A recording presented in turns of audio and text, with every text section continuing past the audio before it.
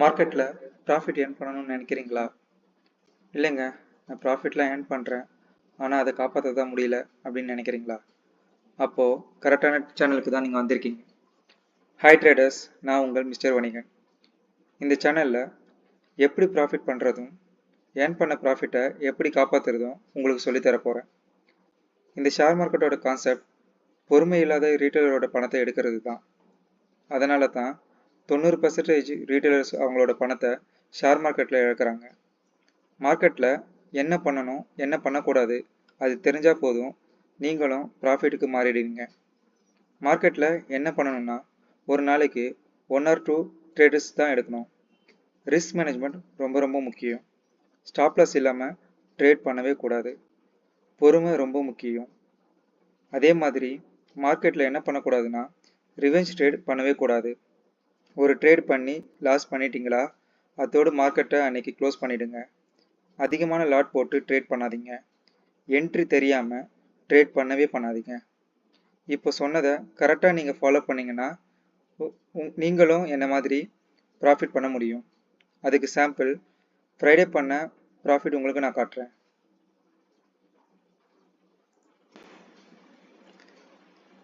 So Friday அன்னைக்கு பார்த்தீங்கன்னா, நான் ஒரு ட்ரேடு எடுத்திருக்கேன் கால் சைடில்.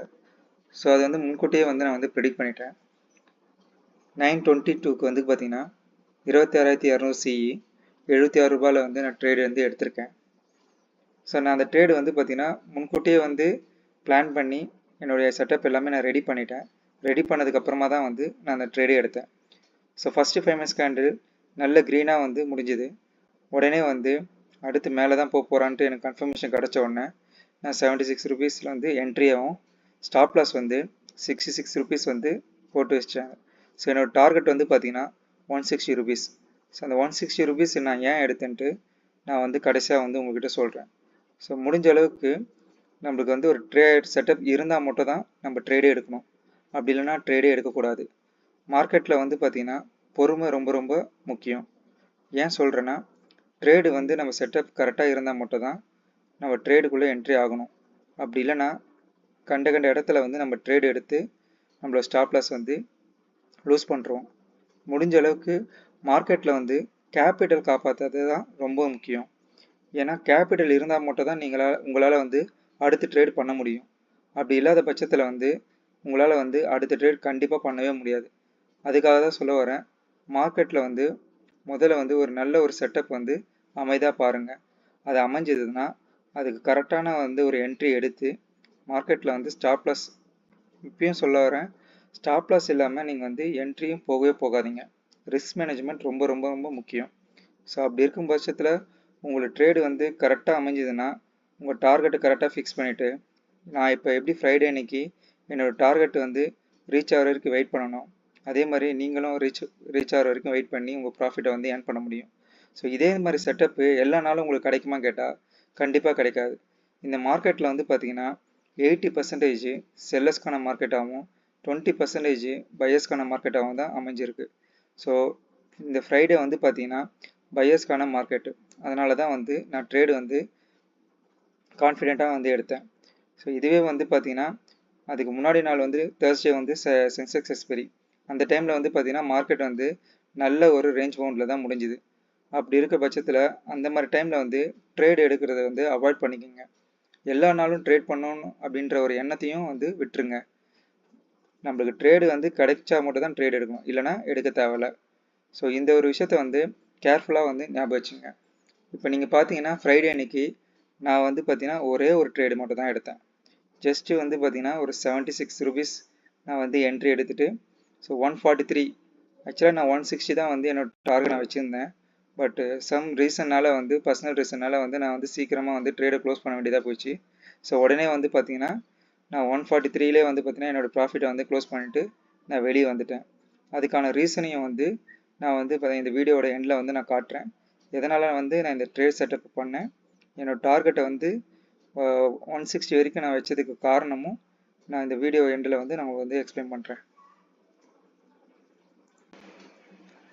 நான் உங்கள்கிட்ட முன்னாடி சொன்ன மாதிரி தான். ஸோ ஃப்ரைடேவோட மார்க்கெட்டை நான் தேர்ஸ்டே ப்ரெடிக்ட் பண்ணதுக்கு காரணம் என்னென்னா, மார்க்கெட் தேர்ஸ்டே அன்றைக்கி முடியும் போது பேங்க் நிஃப்டியும் நிஃப்டியும் வந்து பார்த்தீங்கன்னா ஒரு டைவர்ஜென்ஸில் வந்து முடிஞ்சிருக்கு. ஸோ டைவர்ஜென்ஸ் அதெல்லாம் என்னென்ன உங்களுக்கு வந்து அடுத்த வீடியோவில் வந்து நான் உங்களுக்கு எக்ஸ்பிளைன் பண்ணுறேன். ஸோ மார்க்கெட் இந்த மாதிரி டைவர்ஜென்ஸில் முடியும் போது அடுத்த நாள் வந்து பார்த்தீங்கன்னா ஒரு ட்ரெண்டிங்காக இருக்கிறதுக்கான வாய்ப்பு வந்து இருக்கும். ஸோ அதனால தான் வந்து பாருங்கள், நான் வந்து ஃப்ரைடே அன்றைக்கி மார்னிங்கே வந்து பார்த்தீங்கன்னா 7:54 அந்த டைமிலே வந்து பார்த்தீங்கன்னா நான் வந்து சொல்லிட்டேன். நான் அதுக்கப்புறமா வந்து பார்த்தீங்கன்னா ப்ரீவியஸாக வந்து பார்த்தீங்கன்னா நான் வந்து சொல்லியிருந்தேன், மார்க்கெட் வந்து 26,200க்கு மேலே க்ளோஸ் வச்சா மட்டும்தான் மார்க்கெட் புல்லிஷ்க்கு மாறும் அப்படின்னு நான் வந்து சொன்னேன். ஸோ அதே மாதிரி பார்த்தீங்கன்னா இன்னைக்கு ஃப்ரைடே ட்ரேட் செட்டப் வந்து பார்த்தீங்கன்னா 26,200 கீழே தான் வந்து மார்க்கெட் வந்து முடிஞ்சுது. ஸோ அந்த மார்க்கெட் வந்து ஒன்ஸ் 26,200க்கு மேலே போகும்போது நான் புல்லிஷாக பார்க்குறேன்னு சொன்னது காரணம் அதுதான். ஸோ ஒன்ஸ் வந்து மார்க்கெட் வந்து 26,200க்கு மேலே போகும்போது நான் அந்த ஒரு செட்டப் வந்து அதுக்கு முன்னாடி அது முன்கூட்டியே வந்து நான் கண்டுபிடிச்சேன் அது ஏன்னா போக போகுதுன்னு. ஸோ அதனால் ஃபஸ்ட்டு 5 மினிட்ஸ் கேண்டில் முடிஞ்ச உடனே பார்த்தீங்கன்னா என்னோடய என்ட்ரியை வந்து நான் ஃபிக்ஸ் பண்ணிட்டேன். ஸோ டார்கெட் எவ்வளோ தூரம் போகும்னா ஆல் டைம் ஹை போகும்னு சொல்லிட்டு அதையும் வந்து நான் முன்கூட்டியே வந்து ப்ரிடிக்ட் பண்ணிட்டேன்.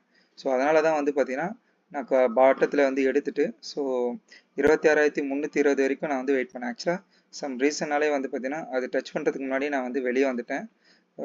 பர்சனல் இஷ்யூனால நான் வெளியே போக வேண்டியதாக போச்சு. ஸோ அதனால் சரி அந்த மாதிரி டைமில் வந்து பார்த்தீங்கன்னா நீங்கள் ட்ரேடிங்லாம் ஹோல்ட் பண்ணணும்னு அவசியம் இல்லை. எவ்வளோ ப்ராஃபிட்டில் இருக்குதோ நீங்கள் வந்து வெளியே வந்துடுங்க. இங்கே நீங்கள் ப்ராஃபிட்டில் புக் பண்ணுறது தான் ரொம்ப இம்பார்ட்டன்ட். அந்த ஒரு விஷயத்தை வந்து நீங்கள் ஞாபகம் வச்சுங்க. ஸோ கரெக்டாக வந்து பார்த்தீங்கன்னா என்னோடய ட்ரேட் டைமிங் பாருங்கள், 9:22க்கு வந்து என்னோடய ட்ரேடை நான் எடுத்தேன். ஸோ 1:26க்கு வந்து பார்த்தீங்கன்னா என்னோடய ட்ரேடை வந்து நான் க்ளோஸ் பண்ணிட்டேன். அதுக்கப்புறமா நீங்கள் பாருங்கள், மார்க்கெட் வந்து கரெக்டாக போய் என்னோடய டார்கெட்டை ரீச் பண்ணி மேலே தான் போய் முடிஞ்சிருக்கு. ஸோ இந்த ஒரு விஷயத்தை தான் நான் உங்களுக்கு சொல்ல வரேன். நம்மளோட ட்ரேடிங் செட்டப் வந்து கரெக்டாக இருந்ததுன்னா நம்ம தாராளமாக வந்து வெயிட் பண்ணி நம்மளோட ப்ராஃபிட்டை வந்து ஃபுல்லாக வந்து ஏர்ன் பண்ணலாம். ஸோ மார்க்கெட் வந்து 26,320 ஆல் டைம் ஹை வந்து நிஃப்டி வந்து ரீச் ஆகணும். நான் எப்படி வந்து ப்ரெடிக்ட் பண்ணேன்னா, இந்த வாரம் அதாவது பார்த்தீங்கன்னா மண்டே அன்னைக்கு வந்து பார்த்தீங்கன்னா மார்க்கெட் வந்து ஓப்பன் ஆனது வந்து பார்த்தீங்கன்னா 26,100 அங்கே வந்து ஓப்பன் ஆகி மார்க்கெட் வந்து லோ வந்து பார்த்தீங்கன்னா கிட்டத்தட்ட 25,800 சொச்சம் அந்த வரைக்கும் வந்திருக்கு. ஸோ வந்த ஸ்விங் லோக்கு அப்புறமா அடுத்து ஒரு ஸ்விங் லோ வைக்கவே இல்லை. வைக்காமல் என்ன பண்ணியிருக்காங்கன்னா மார்க்கெட்டு ஃபர்தராக மேலே போக ஆரம்பிச்சிட்டேன். ஒன்ஸ் வந்து இந்த மாதிரி வந்து மண்டேயோட கேண்டலில் வந்து பிரேக் பண்ணுற பட்சத்தில் இந்த ஸ்விங் எவ்வளோ வந்ததோ அதே அளவுக்கு வந்து ஸ்விங் வந்து போகிறதுக்கான பாசிபிலிட்டி ரொம்ப ரொம்ப அதிகம். ஸோ அந்த ஒரு காரணத்தினால தான் வந்து பார்த்தீங்கன்னா ஸ்விங் லோவில் இருந்து மண்டேவோட ஃபஸ்ட்டு 5 மினிட்ஸ் கேண்டலோட ஹை வரைக்கும் வந்து நான் வந்து அந்த டிஸ்டன்ஸ் எடுத்துக்கிட்டேன். அந்த டிஸ்டன்ஸை வந்து அப்படியே வந்து மேலே போடும்போது எனக்கு கண்டிப்பாக வந்து ஃப்ரைடே அன்றைக்கி வந்து ரீச் பண்ணுவான்ட்டு நான் திங்க் பண்ணேன். அதே மாதிரி அதனால தான் வந்து நான் வந்து 26,320 ஆல் டைமை வந்து நான் எடுத்துட்டேன். ஸோ ஏன்னா இதுக்கு மேலே நம்மளுக்கு வந்து எந்த ஒரு லெவலும் இல்லை. ஸோ அதனால தான் வந்து ரவுண்ட் ஃபிகராக வந்து நம்ம வந்து 26,320 ஆல் டைமை வந்து நான் டார்கெட்டாக வச்சுட்டு இன்றைக்கி நான் என்னோடய என்ட்ரியும் வந்து பார்த்தீங்கன்னா ஃபஸ்ட்டு 5 மினிட்ஸ் கேண்டிலே வந்து பார்த்தீங்கன்னா நல்ல ஒரு க்ரீன் கொடுத்துருக்கான். அதே மாதிரி சொன்ன மாதிரி தான் 26,200க்கு மேலே போகும்போது புல்லிஷ்க்கு மாறும் மார்க்கெட்டு அது. ஸோ நானாக வந்து பார்த்தீங்கன்னா எனக்கு கன்ஃபர்மேஷன் இருந்ததுனால நான் வந்து பார்த்தீங்கன்னா வந்து செகண்ட் கேண்டிலே வந்து என்னோடய என்ட்ரியை நான் எடுத்துகிட்டு ஸோ இந்த இடத்துல இருந்து மார்க்கெட் கண்டிப்பாக வந்து 26,320 டச் ஆகும். ஸோ அந்த டைம் வந்து பார்த்தீங்கன்னா நான் எடுத்த 26,200 சிஇ வந்து 160 ரூபா கிட்ட வரைக்கும் போவான்ட்டு நான் ப்ரெடிக்ட் பண்ணி வச்சுருந்தேன். ஸோ அதையும் வந்து நான் உங்களுக்கு வந்து காட்டுறேன். அது ரீச் ஆனது வந்து பாருங்கள்.